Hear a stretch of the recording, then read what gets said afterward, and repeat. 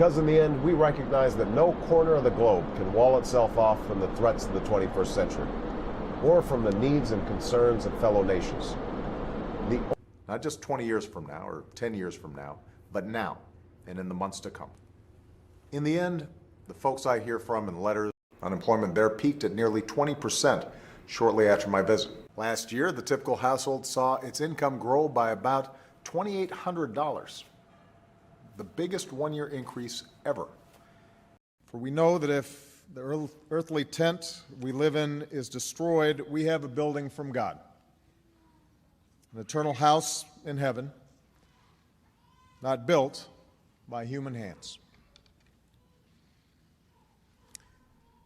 We gather here in memory of 20 beautiful children and 6 remarkable adults.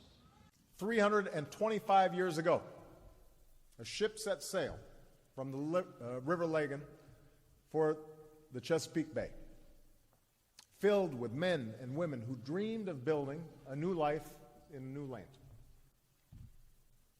Plus, I have all these 20-somethings who are working for me all the time.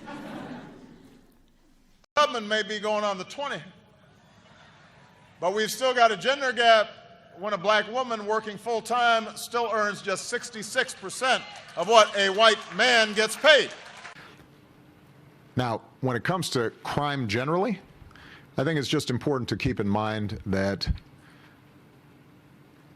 our crime rate today is substantially lower than it was 5 years ago, 10 years ago, 20 years ago, 30 years ago.